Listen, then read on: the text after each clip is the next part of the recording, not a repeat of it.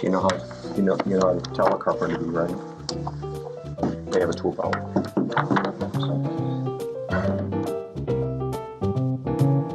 Carpenter bees do damage.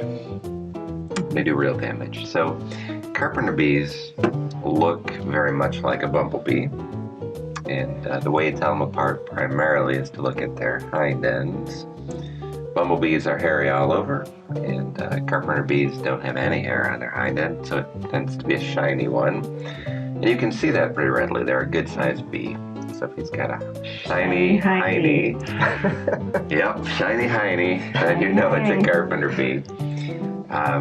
We care about carpenter bees because they do actually drill into wood, and they drill a perfect 3/8 inch hole, absolutely perfect 3/8 inch hole, and they go up into the board, and then they turn sideways, and they can drill as far as 10 feet that I've observed. I imagine they can go farther with additional generations going further.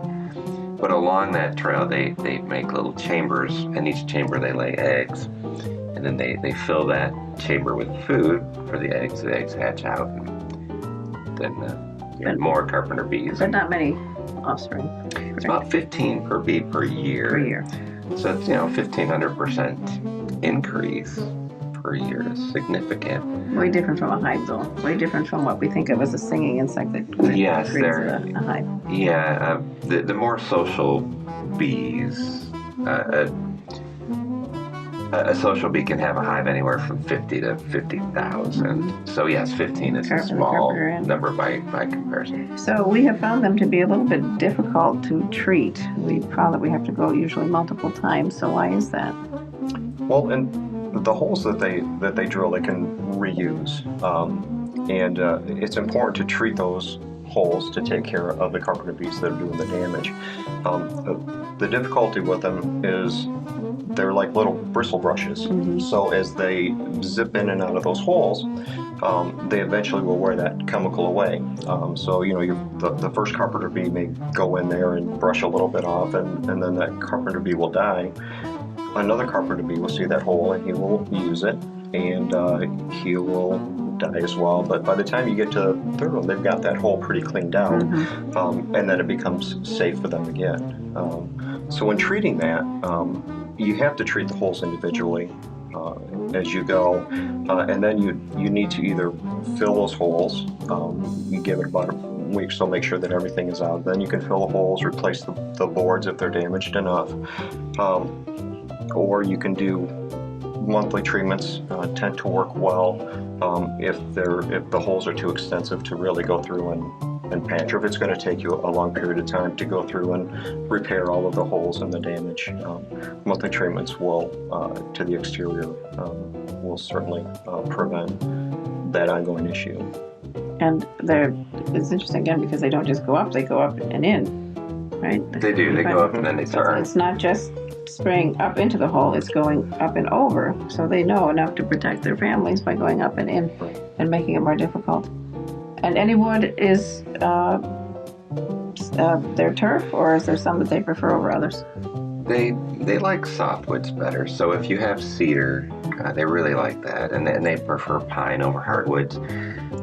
They will go into any kind of wood. That's that answer. But they do prefer a softer wood, and cedar's often used to trim, and so you see them in there quite a bit. And also we see them in play sets, pergolas. Right, we've seen them in kids' structures, play structures. Oh, and under decks, just anywhere there's exposed wood. They'll find a way to go in. Yeah. People do ask sometimes, why do I have so many? And especially if you live in a wooded situation. I think it's important to know that the carpenter bees were there long before we were, and so they lived in trees. So they're drilling these same holes in trees. Bees, like all insects, are exothermic. They get their warmth from the sun, from the environment. They don't create their own warmth. And so for their eggs to develop, for them to grow, for them to have the energy to fly and all that, they need to be warm. So given a choice between your house, which is made of wood, or a tree, which is made of wood, they're going to choose your house because your house sits out in the sun. So it's warmer. The tree is covered by leaves, and the sun doesn't get to the branches in the same way. So your house is warmer. There's no bark to work through. The bark is actually quite difficult for the bees to get through. There's no bark on your house. So the carpenter bees who live out in the woods look at your house as an excellent opportunity, a great place to build. So there's all of the bees who are living on your house who will will kill those bees. But there's all the ones in the woods who are looking at your house to move in. And that's why the monthly treatments often are required. And it's not always, you can start with less, but monthly will do the job, and that is often truly necessary.